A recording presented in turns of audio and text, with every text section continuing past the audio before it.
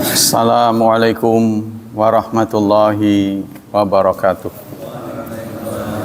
Innal hamdalillah nahmaduhu wa nasta'inuhu wa nastaghfiruh wa na'udzu billahi min syururi anfusina wa min sayyiati a'malina.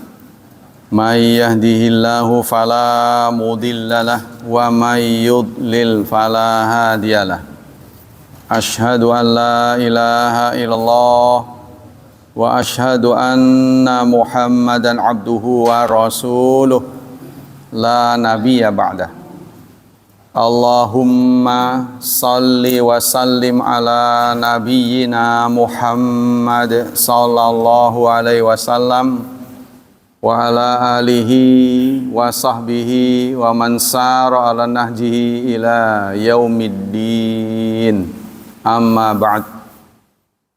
Ayo ikhwah, kita lanjutkan kajian akidah masih tentang zuhud. Ada 3 istilah yang kita harus pahami dengan baik: zuhud, wara', sama qanaah. Zuhud, wara' dan qanaah. Yang lalu sudah disampaikan perbedaannya. Ya. Zuhud perilaku yang lebih tinggi dari wara'. Kalau wara', seseorang dihadapkan pada dua benda, halal dan haram. Lalu dia memilih halal. Maka ada orang yang mengartikan wara' itu dengan hati-hati, memastikan benda yang kita konsumsi itu adalah halal. Ya, contohnya seseorang datang ke warung, dia memastikan makanan yang hendak dikonsumsi itu halal, sehingga dia nanya, halal nggak mas? Nah, itu sikap wara'. Ya, jadi wara' itu hati-hati. Zuhud bukan dihadapkan pada halal dan haram, tapi halal 1 dan halal 2. Lalu dia memilih 1 saja. Ya, dia bisa mengkonsumsi 2, tapi dia milih 1. Nah, maka zuhud bisa diartikan hidup sederhana. Kalau di Indonesia kan. Kalau qanaah menyangkut persoalan hati. Qanaah itu kaitannya dengan takdir.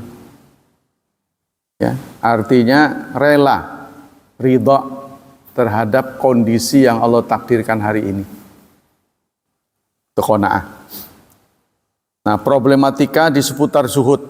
Al-mas'atul ula, azhud fil halal, ikhtalafat tawaif min ahlil ilmi hal la yakunu zuhud illa fil haram dunal halal ala qaulain. Dipertanyakan, apakah zuhud itu hanya ada pada haram, bukan yang halal? Kan tadi sudah dijelaskan ya. Kalau zuhud itu kaitannya dengan halal, bukan haram. Kalau wara' iya, halal dan haram. Ya. Ini benda halal apa haram ya? Nah, kemudian dipastikan supaya tidak mengkonsumsi yang haram. Dia bertanya, dia mencari tahu. Nah, itu namanya wara'i.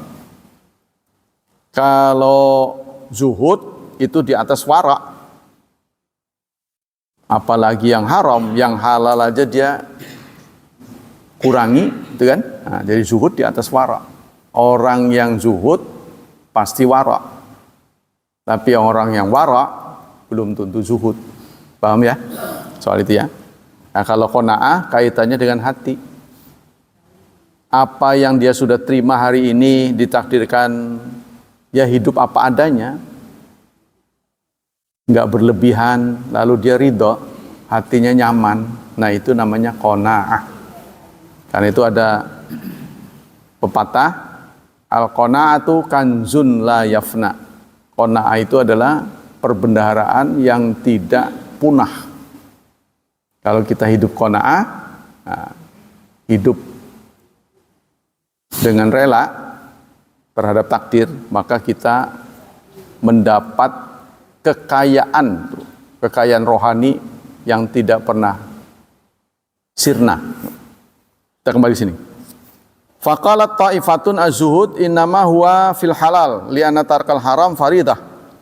Sebagian mengatakan zuhud itu hanya ada pada halal. Ya tadi tuh, kalau urusannya halal haram bukan urusan zuhud, urusan wara'. Nah, kalau kita tidak wara'i namanya tarkul muru'ah. Tarkul, meninggalkan muru'ah. Sering dibaca oleh banyak orang marwah. Ya. Tidak sesuai dengan marwah DPR contohnya. Kalau marwah nama bukit, marwah sofa itu bukit. Yang benar itu muru'ah. Muru'ah itu gengsi. Muru'ah itu gengsi. Seperti dulu oleh para penulis buku, penulis kitab, makan di warung itu tidak muru'ah katanya. Jadi bagusnya gimana? Ya makannya mestinya di rumah teman katanya. Ya justru sekarang terbalik, makan di rumah teman, ngisi-ngisi nak. Begitu juga nginep di hotel, itu tarkul muru'ah dulu. Ya zaman dulu tuh, oleh para penulis kitab. Jadi bagusnya gimana? Seorang muslim punya hak untuk mendapatkan inapan gratis 3 hari. Tapi kita nggak mungkin sekarang begitu, enak aja gratis, ya kan? Pasti akan menjadi bahan omongan. Jadi kondisinya sudah berubah. Dalam kondisi orang Islam kaya raya, nah, dia punya hak untuk mendapat inapan gratis dari saudaranya 3 hari. Maka itu di zaman keemasan Islam, kalau ada tamu itu tidak akan pernah ditanya selama 3 hari dia. Kalau dia namu ya dilayani terus, malam dikasih tempat tidur. Nah udah hari keempat baru ditanya maksudnya mau apa gitu. Katanya begitu tuh. Keren ya. Tapi sekarang boro-boro lebih dari sejam aja orang ngerti kan apa maksudnya. Ngalor ngidul. Atau ujung-ujungnya mau ngutang. Kalau sekarang, nah Anda bisa bayangkan zaman keemasan Islam seperti itu. Kita kembali ke sini. Waqalat firqatun, sebagian firqah, golongan kecil ya. Bali zuhdu la yakunu ila fil haram. Zuhud itu ada pada haram, bukan halal. Wa amal halal fa ni'matu minallah ta'ala ala abdi. Maka nikmat itu bukan area zuhud. Maksudnya kita tidak boleh berhemat-hemat dalam masalah halal. Kalau halal ya hantem aja, itu kan sudah nikmat. Nikmat mah harus dirasakan gitu. Nikmat itu anugerah. Kita tidak boleh menolak. Nah, begitu kata sebagian pendapat. Jadi kalau kita dapat rezeki, ya udah hantem aja tuh. Lalap aja sebisanya. Itu adalah yang dibolehkan oleh Allah. Begitu sebagian tapi. Fasyukruhu ala ni'ami. Karena kita menikmati anugerah Allah, bagian dari bersyukur. Wal istina'an bi ala ta'ati, dan dipakai media untuk membantu taat kepada Allah. Kita punya uang banyak, udah pakai aja, nikmati. Jangan pelit-pelit. Atau nanti nggak dibawa. Sebab uang itu kan bernilai kalau sudah ditukar kan? Bener nggak? Uang itu kan gambar aja sebenarnya. Bener nggak? Hanya berapa helai kertas di dompet kita. Tidak ada, harganya tidak ada, antara 50, 100, terus 20, 10, 5.000. Itu kalau dijajarin gambar aja. Tapi Anda baru tahu nilai 100 lebih tinggi daripada 50 ketika ditukerin. Waduh, dapat banyak, ini mbak dapat sedikit. Contohnya gitu. Karena benda itu kan nggak bisa digunting kan. Nggak ada yang kecil lah. Ya ada, tak kecilin. Dipotong. Karena nggak ada kembalian, potong jadi 2. Ya nggak laku. Tapi kalau emas kan berbeda. Ya, 1 koin. Waduh, ini harganya setengah koin, baik saya potong. Bisa. Emas mah ya kan? Dipotong jadi 2. Yang penting beratnya betul-betul setengah. Nah itu bedanya. Jadi uang hanya berarti kalau ditukar. Jadi singkatnya, uang itu adalah alat tukar, bukan alat koleksi. Maka Allah mengkritik di surat Humazah, ya, wailul likulli humazatin lumazah. Nah, siapa humazah lumazah? Alladzi jama'a malan, yang mengkoleksi harta, wa addada, ngitung-ngitung aja, nggak ditukar-tukar, ditabung aja terus, nggak pernah ditukar. Tuker dengan pahala, ya, ditukar dengan pahala. Mana yang berpahala, mana yang enggak, Anda bisa dapati di kajian. Ya, karena pahala ini kan masalah gaib kan, nggak bisa pakai mikroskop. Mana yang gede, nggak bisa. Lewat kajian. Kita kembali sini. Wa tahqiq annaha in syaghalathu anillah fazudu fi afdal. Yang benar adalah dunia ini kalau menjauhkan kita dari Allah, sebaiknya kita hemat. Jadi kita kalau punya dunia, kita punya 1, ya, kita taat pada Allah. Tapi begitu punya 2 mulai menceng, maka udah 1 saja. Ya. Tapi sebaliknya, ada orang tertentu diberi dunia lebih banyak, lebih taat. Ya kan otomatis modalnya gede, inputnya besar, outputnya kan besar kan. Otomatis kekuatannya lebih strong, lebih kuat. Nah itu bagus. Jadi tiap orang berbeda-beda dalam mengambil sikap apa perlu zuhud apa enggak. Ya. Maka bagaimana sikap kita? Yaitu tergantung keawasan kita, sensitivitas kita. Kalau kita udah punya kajian, kita punya pendirian, wah, saya jadi dikasih lancar bala sholat nggak bisa berjemaah, wah itu berarti Anda tipe orang yang jangan terlalu banyak. Tapi kalau diberi banyak malah bisa nolong orang-orang yang lemah, lembaga-lembaga Islam, pesantren, pondok, ya, madrasah, majelis taklim bisa dibiayai, atau orang-orang miskin, duafa, malah bagus itu. Jadi tergantung pada pribadi masing-masing.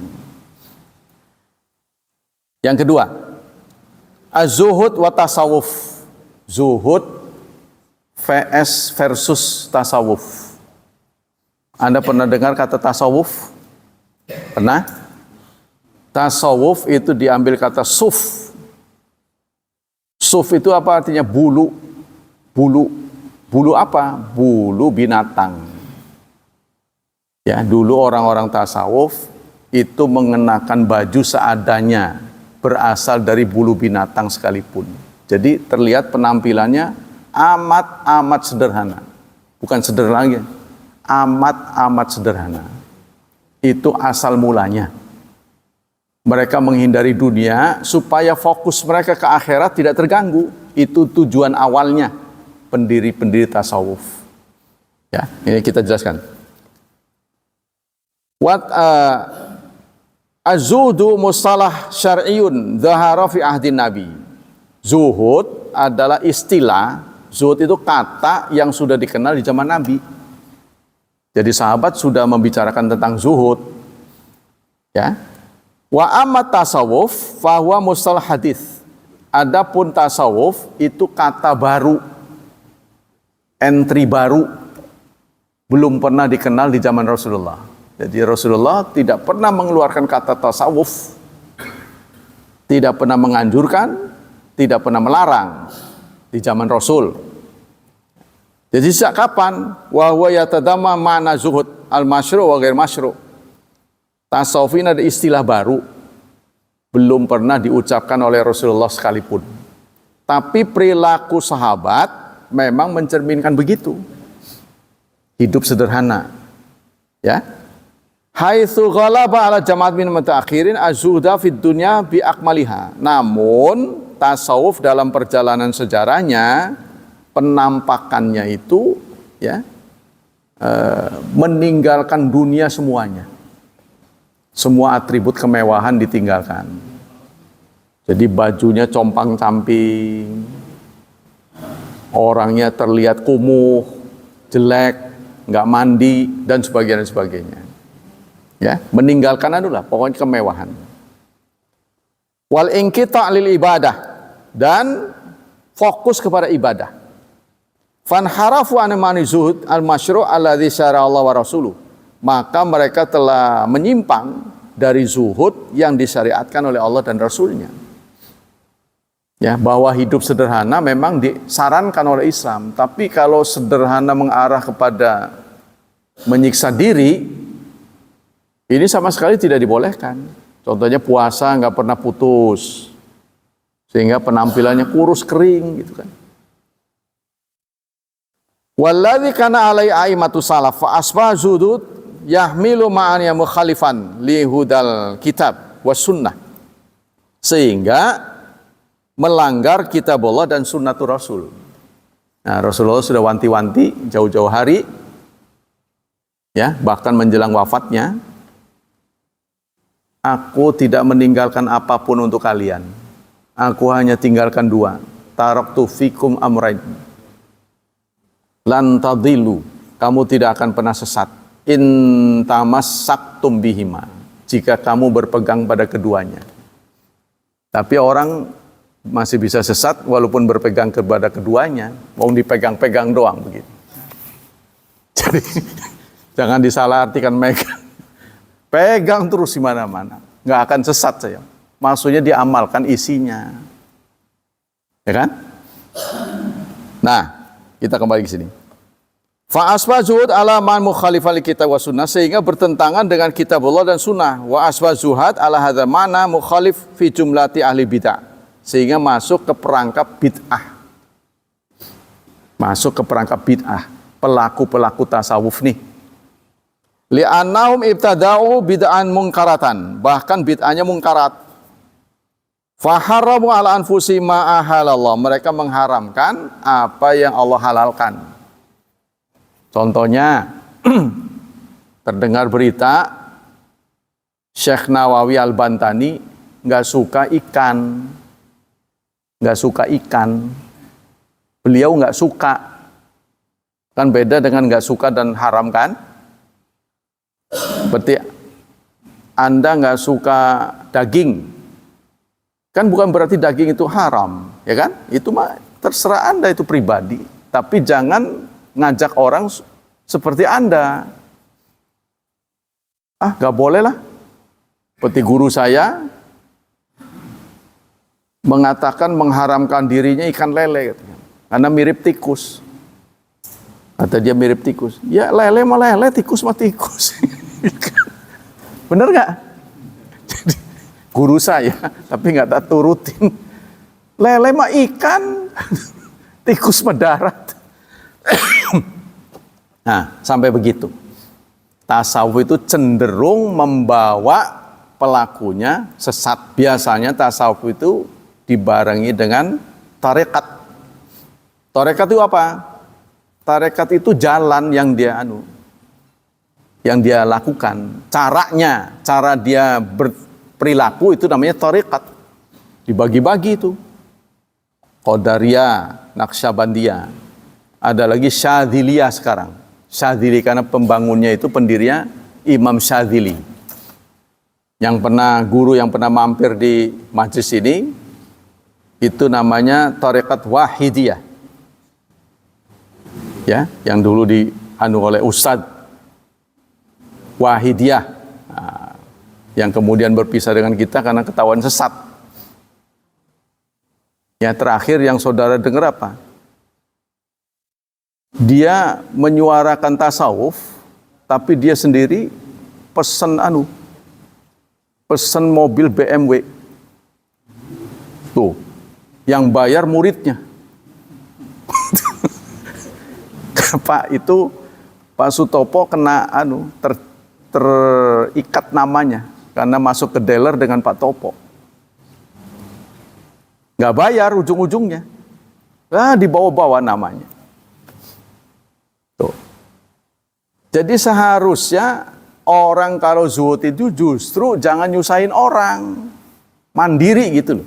Gak mau nyusahin orang. Kan akhlak kan dibangun 4. Gitu. Saudara udah pendengar kan? Pilar akhlak kan ada 4. Pilar akhlak. Pertama, jangan mengganggu orang. Jangan menyulitkan orang. Ini mau bikin repot orang. Yang kedua, menolong. Yang ketiga, tetap senyum. Ya, walaupun pahit. Yang keempat, sabar dalam pergaulan. Ini 4 pilar akhlak. Nah, nanti seni berakhlak ini namanya adab.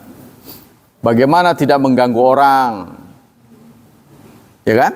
Beda-beda di setiap daerah, caranya berbeda-beda. Nah, cara itulah adab. Nah, contohnya kalau mau lewat di antara 2 orang tua, tunduk begini. Asal jangan keliwatan sampai ngesot. Ada batasnya. Menghormat sih hormat, tapi ada batasnya. Contohnya begitulah, pokoknya banyak. Kita kembali ke sini. Jadi mereka mengarah kepada menghalalkan yang Allah haramkan atau sebaliknya. Faharamu ala anfusihim ma ahalallah. Kebanyakan mengharamkan apa yang Allah halalkan. Contohnya, ada orang KS pensiun. Saya bukan benci KS ya, tapi ini kenyataan. Dia dulunya karyawan KS. Terus dia pensiun dini, lalu bertapa di rumahnya, lalu berfatwa jajan makanan dari pasar haram. Tuh, sehingga dia berasnya dari mana kalau bukan dari pasar? Nanam sendiri, cabai nanam sendiri, pokoknya hasil pertanian. Ini apa pernah disampaikan oleh Rasulullah? Kan gak pernah ada begitu. Rasulullah gak pernah menyuruh begitu. Walaupun kita tahu, ya memang pasar itu apa ya 100% halal, ya kita nggak bisa mendeteksi. Tapi kenapa Anda menganggap haram? Berarti kan suudzon itu. Ya kan? Anda sudah suudzon pada orang pasar. Emang orang pasar semuanya jelek? Tuh. Nah itu, sampai mendekretkan seperti itu. Tidak mau lagi makanan pasar. Tuh. Ya pengunjungnya banyak juga. Dianggapnya sakti mandraguna. Qala Ibnul Jauzi, wa sufya min jumlati zuhad. Sebenarnya orang sufi itu bagian dari zuhud.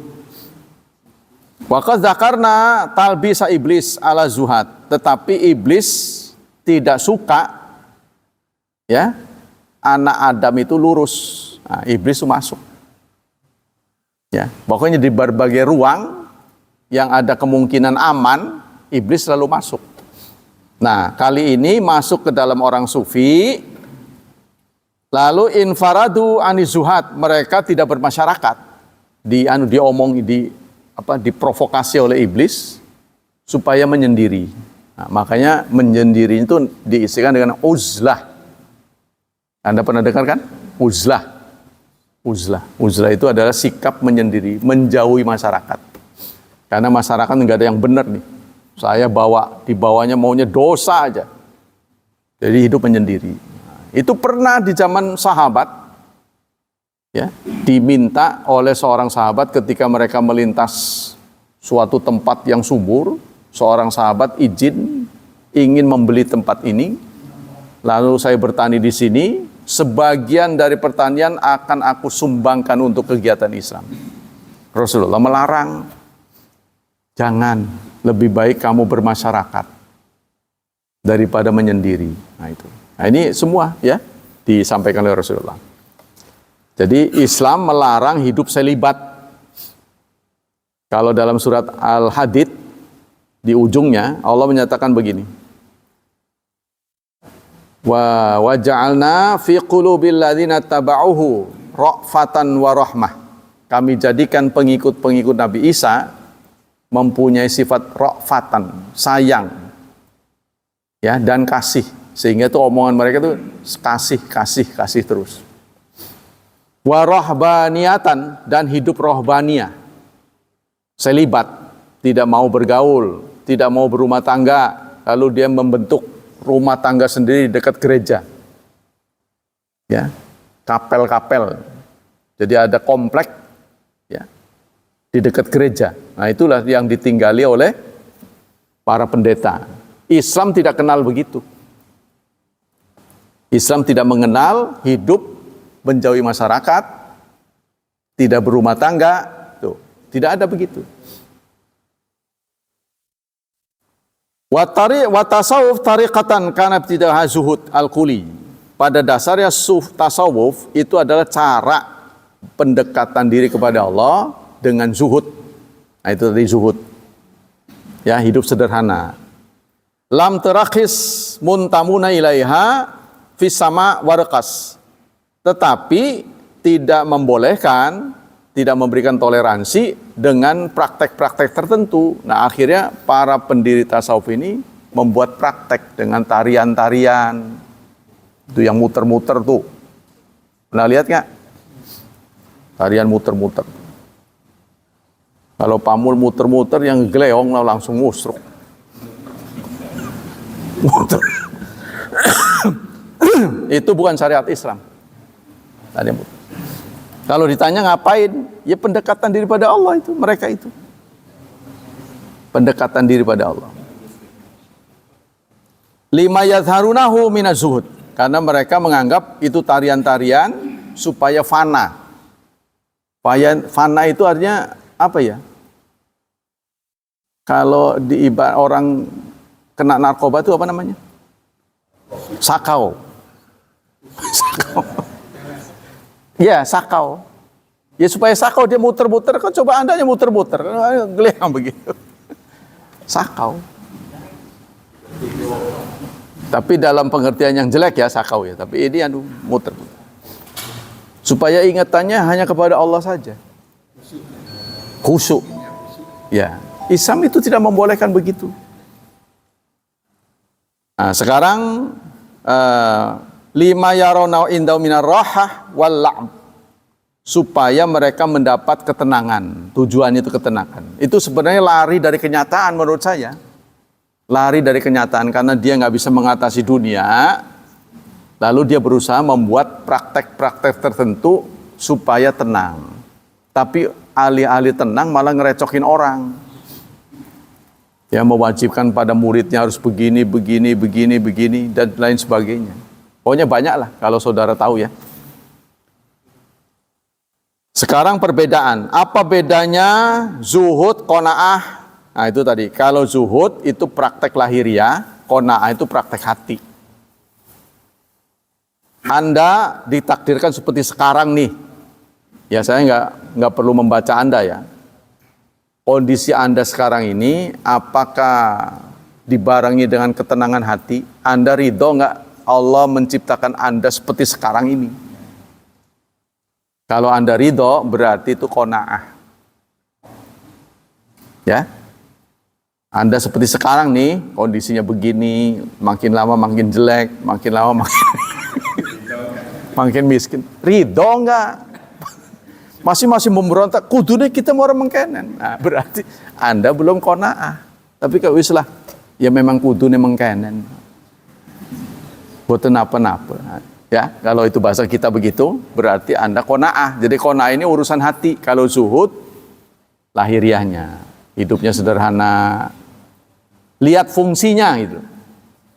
Fungsinya apa? Nah, kita lihat fungsinya.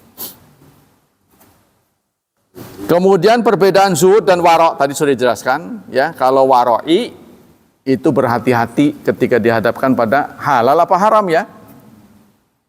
Tuh, supaya tidak ada sengketa. Kalau mau ngojek tanya dulu harganya, kesono berapa. Itu sikap waro'i. Ya kan? Khawatir udah nyampe di tempat, nggak nego dulu, lalu dicas sekian, berantem akhirnya. Nah, masa sih biasanya mas 10.000, boten selawe. Nah, itu kita nggak bisa bergerak. Atau kita makan di suatu tempat nggak nanya dulu, di situ nggak ada daftar harga. Main pesen aja. Ya kan? Begitu udah selesai, uang yang di kantong nggak cukup lah. Bagaimana itu kalau kejadian? Nanya dulu berapa. Nggak usah malu sih, karena uang kita. Kalau kita nggak cukup ya udah cari tempat lain, nggak usah gengsi. Ya, itu jauh lebih terhormat daripada kita berantem atau daripada kita membayar dengan hati yang tidak rela. Biasanya 10 dicas 25, ngeromet gitu. Contohnya gitu. Nah, itu sikap wara'i. Tapi kalau zuhud dihadapkan pada dua pilihan sama bolehnya, cuma dia memilih hemat. Nah, jadi hemat namanya. Zuhud kepada hemat, lebih maknanya kepada hemat. Kalau wara'i berhati-hati.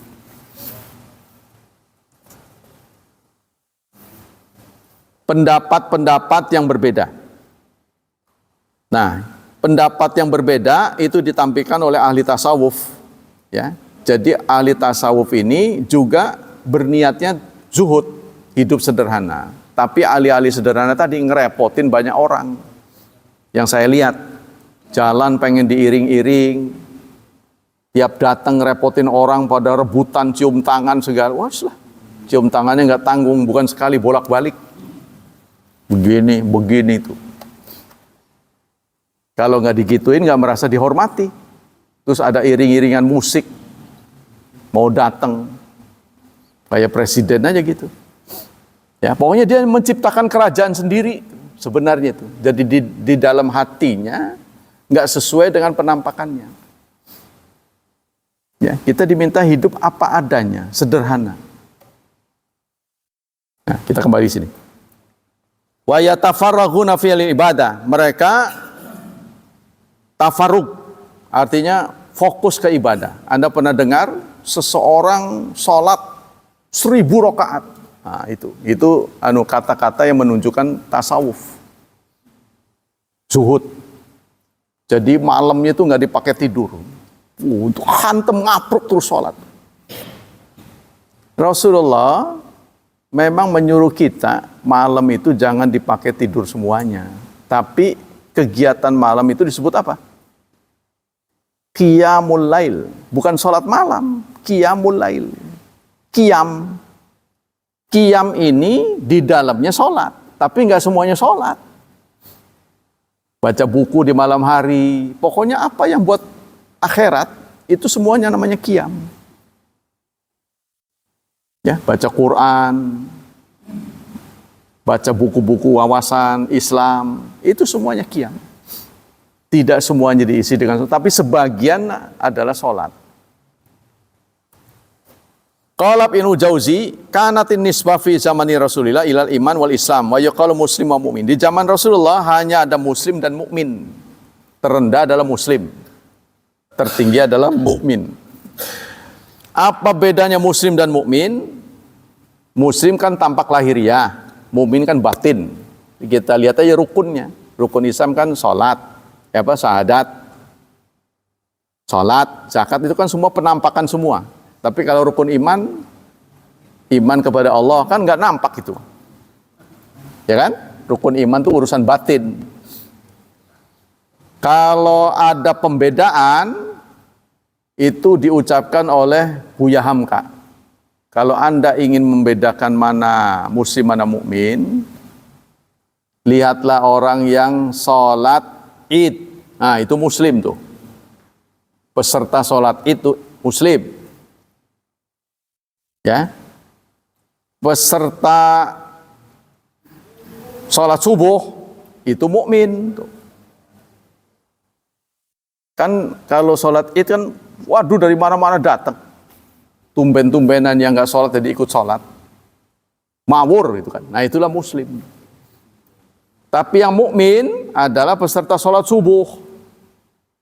Karena sholat subuh itu sholat yang paling berat.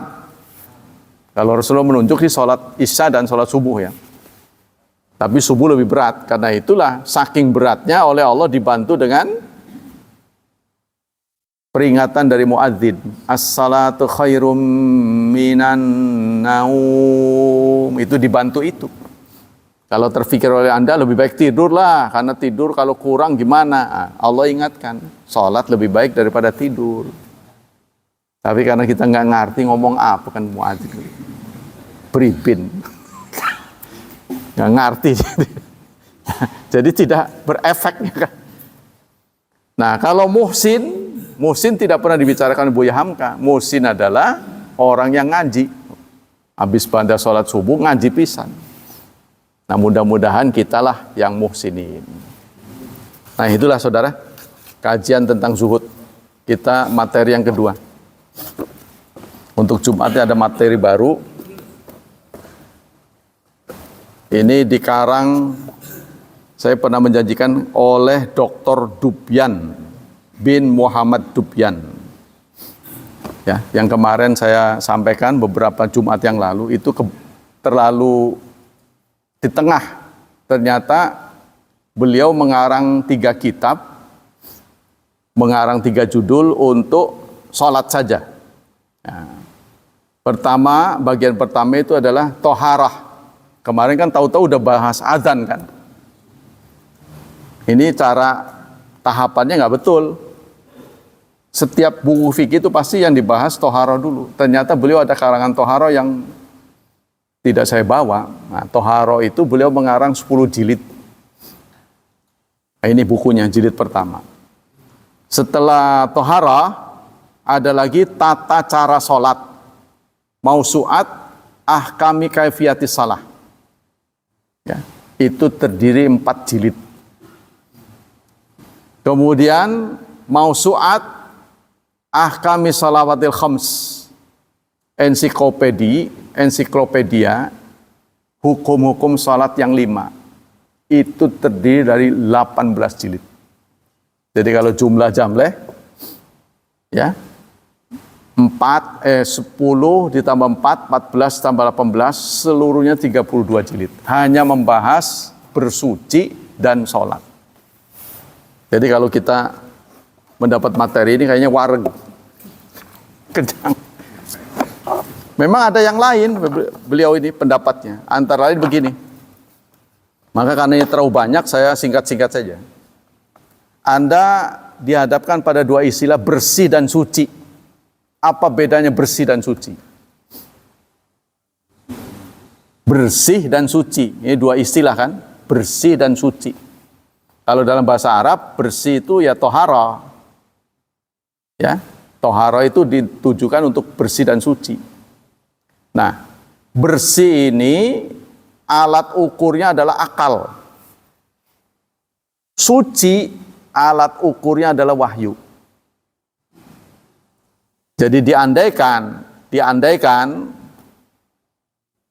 ada orang kafir ngerti ajaran Islam, ya, lalu dia bersih, dia bersih-bersih, di tubuhnya tidak ada najis, kemudian dia berwudu, tapi bukan Muslim dia.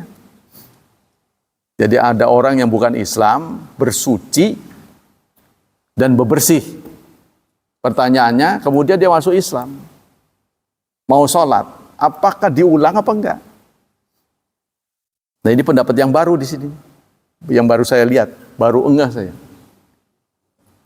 Untuk bersih dari najis tidak perlu diulang, tapi untuk suci harus diulang, karena suci hanya dimiliki oleh Muslim. Tuh katanya begitu, ya panduannya. Kalau orang bersuci sebelum Muslim, tidak akan pernah suci selamanya. Tapi kalau bebersih, bisa dilakukan oleh Muslim dan non-Muslim. Bersih tuh. Tapi kalau suci, hanya milik Muslim. Jadi kesimpulannya adalah, yang bersih belum tentu suci. Ya kan? Yang suci belum tentu bersih. Anda sudah bisa membedakan belum? Yang bersih belum tentu suci, yang suci belum tentu bersih. Nah itu wawasan tentang toharoh. Yang bersih belum tentu suci. Orangnya bersih tapi belum wudu, ya nggak suci itu mah.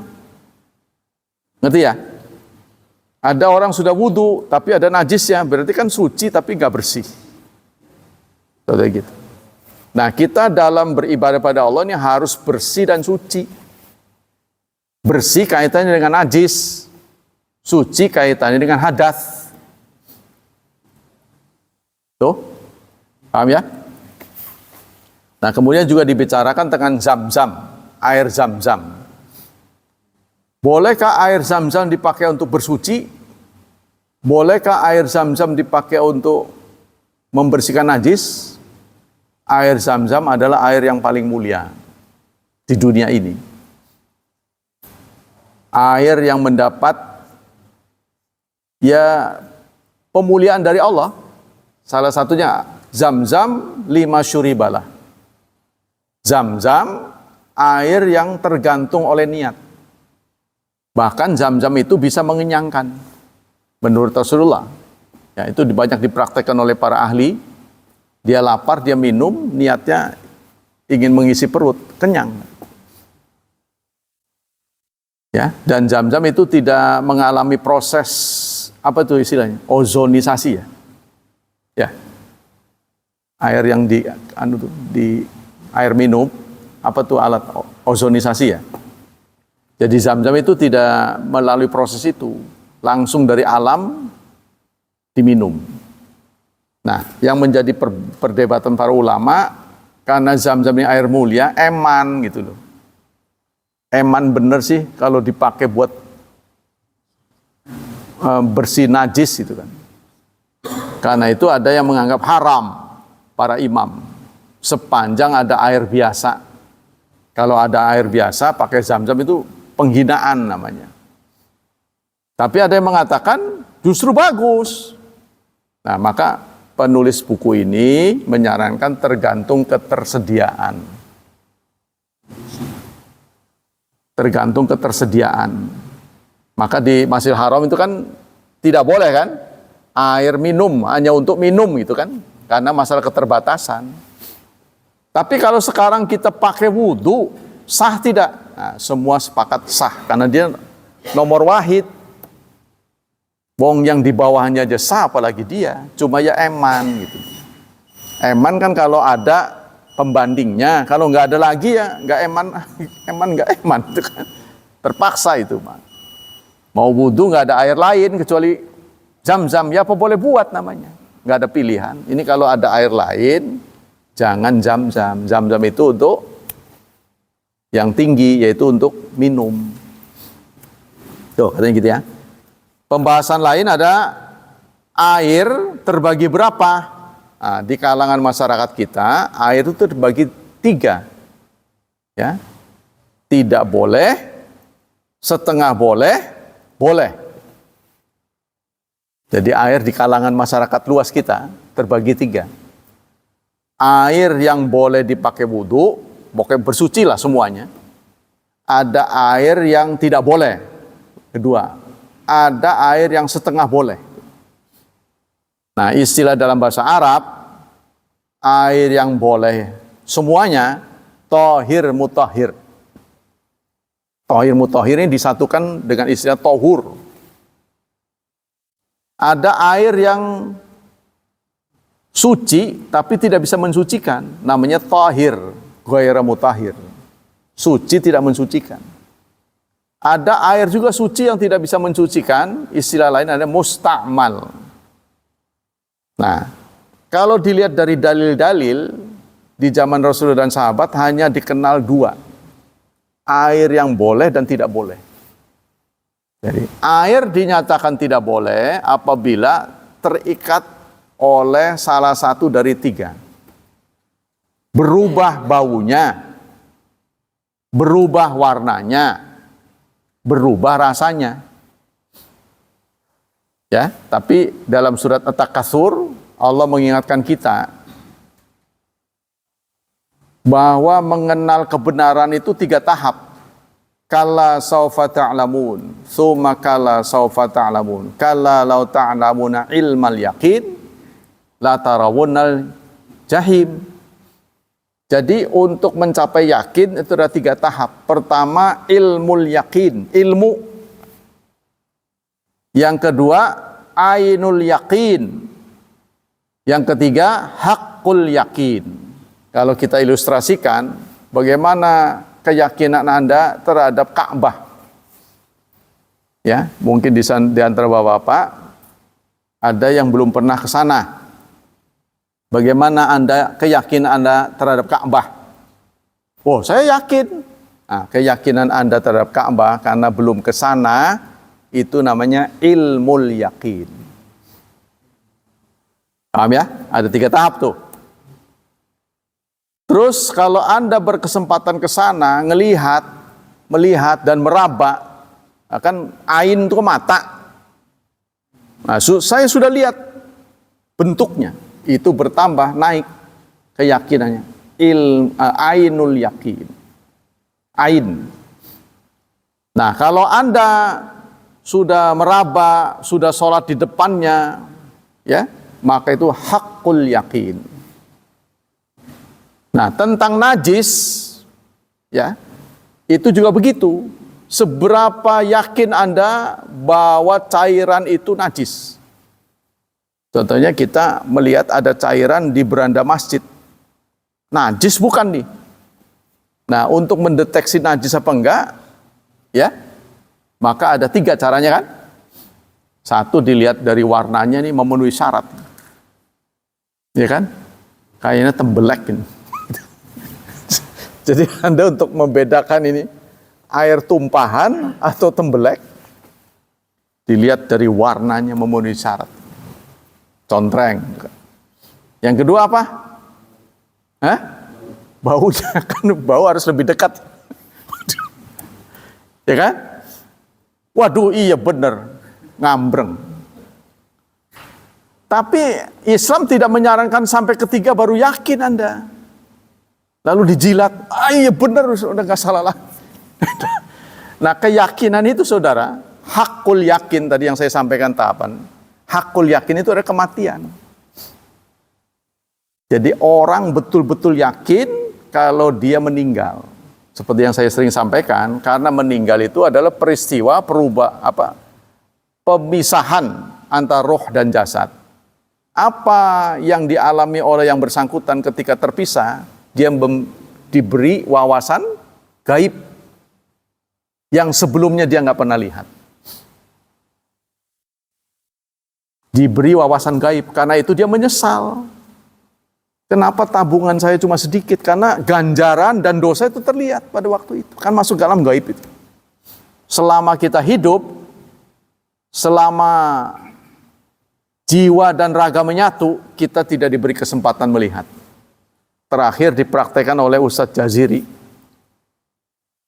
yang DKM Jogokaryan. Dia minta direkam menjelang kematiannya. Nah, karena kematian urusan gaib tetap aja nggak terdeteksi. Jadi nggak ada yang tahu dia meninggal. Jadi nih, saya udah setengah sadar, tetap hidup, tapi begitu ditinggal meninggal. Nggak bisa dikecohin, nggak bisa dia. Iya, dia minta. Dia mengatakan mukaddimahnya itu, saya ingin menyampaikan kepada saudara-saudara yang namanya sekarat itu nggak seperti yang dibayangkan orang dalam nyanyian. Apabila Israel memanggil, tubuh menggigil. Enggak apa-apa ini, saya nggak mau. Dia masih ngomong begitu. Ngomong begitu. Nggak apa-apa ini, lihat ini, saya ini.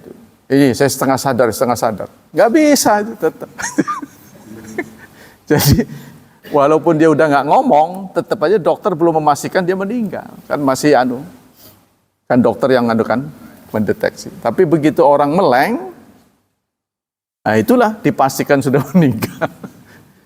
Jadi detik-detiknya itu maksudnya ketika nyawa keluar gitu itu. Itu nggak truth gitu nggak kelihatan. Tetap tidak terdeteksi. Dan sekali lagi saudara, saya pengen tahu apa penyebab kematiannya, tetap diabetes. Jadi diabetes yang tidak terdeteksi, kemudian komplikasi. Nah, saya sudah ngomong, ya, di dunia perustadan itu, paling banyak itu terjadi. Karena dia tenang-tenang ngurusi umat, tubuhnya nggak diperhatikan. Ya, jadi kalau terlambat menangani, sebenarnya kalau kita ditakdirkan milih penyakit apa yang mengakhiri hidup ada, paling enak tuh sebenarnya diabetes. Kalau saya harus milih diabetes, karena diabetes itu hanya pengurangan saja, pengaturan pola makan dan pola hidup. Dikurangi saja. Kalau yang lain jantung, wah, serem itu kan. Pasang ring, obat selalu ada di kantong kan, ngap-ngap minum gitu kan. Kalau diabetes enggak, tolong atur hidupmu, jangan terlalu banyak gula dan yang mengandung gula itu aja. Tapi banyak, kalau ini telat merembet kemana-mana itu aja. Kan kita hanya ini penyakit yang paling banyak ditemukan, hindari 3 hal. Pertama, gula. Dikurangi. Yang kedua, garam. Yang ketiga, gurih. Jadi jangan bergula, kurangi garam, kurangi yang gurih-gurih. Ya takdir nggak bisa kita hindari. Memang betul, tapi bawaannya enak gitu loh. Kalau Anda ditakdirkan umurnya panjang, tapi dengan bawa penyakit kan nggak enak. Ya kan? Kakinya udah nggak stabil gitu kan, jalannya gitu kan. Terus ya banyak hal lah pokoknya. Udah nggak nyaman. Nah itu tolong diperhatikan. Dan saya pernah menyarankan jangan pernah takut suntik insulin. Banyak informasi yang salah tentang suntik insulin. Insulin itu, menyuntik insulin tidak lebih sakit daripada dicubit. Lebih sakit dicubit. Kenapa pakai insulin? Karena kalau kita makan pakai obat, itu melalui proses pencernaan. Terlalu lama sampai ke darah. Jadi insulin langsung disuntikkan ke darah. Prosesnya lebih cepat. Jadi insulin itu enggak setiap sejam sekali. Enggak. Kita pakai yang long. Long itu sehari sekali saja. Nah kita atur. Saya juga saya pakai. Karena saya sudah konsultasi dengan dokter, dia bersumpah bahwa insulin itu aman. Selama ini kan mengatakan haram dari babi. Itu jangan didengar. Dulu. Orang Indonesia itu sudah ada MUI. Mustahil mereka akan mendiamkan tanpa fatwa. Gitu. Jadi itu yang sering orang takut. Sering kan orang penderita itu kan pasti bergerombol. Karena pintu dokternya kan satu kan. Untuk masuk ke penyakit dalam. Bergerombol nih orang-orang yang penderita diabetes. Pada ngobrol saya dengerin. Dulu mas saya udah aman. Lah Clement saya kita nih wedi katanya. Jadi waktu itu dulu yang nyuntik ponakannya kerja. Jadi gak ada. Lu kenapa gak suntik? Takut. Ya takut. Tuh. Sementara penyakit lain, itu kadang-kadang dilubangi. Waduh menakutkan sekali. Jadi Anda jangan punya bayangan menakutkan. Itu yang menyelamatkan kita itu. Jadi saya pakai 2. Obat telan tuh harian, sehari 1. Tapi bukan sembarang dari dokter, saya dapat resep lain.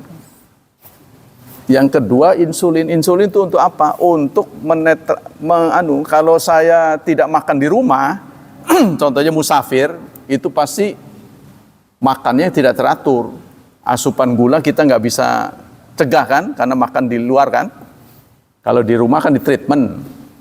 Itu pasti ada lonjakan gula. Nah itu makanya dosisnya ditambah. Soalnya biasanya 3, ada ukurannya 3. Nah, kalau lagi musafir 6, aman, insya Allah aman. Kita tingkatin, karena kita tahu gulanya bakal nambah. Nah, kalau kita ingin betul-betul ketat, kita akan kurus. Ini nggak boleh, itu nggak boleh, itu akhirnya kurus kita. Kurus kering lemes, jadi hipo namanya. Bukan hiperklemia, bukan kebanyakan gula, kurang gula. Kondisi lebih gula dan kurang gula lebih gawat kurang. Kalau kurang, menggigil, masuk ke rumah sakit. Itu terjadi orang yang lupa minum, kemarin lupa jadi didouble sama dia. Karena dia merasa utang, wah kemarin lupa didouble jadi 2. Wah itu masuk rumah sakit. Ya, kita kembali ke sini.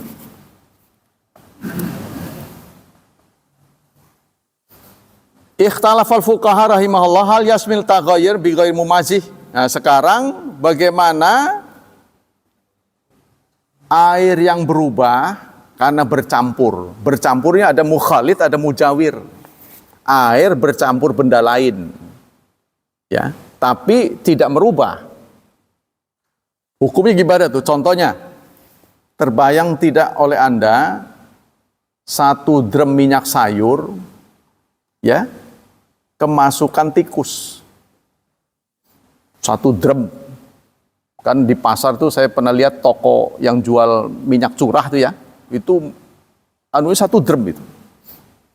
Dia stoknya. Nanti orang beli berapa dikantongin.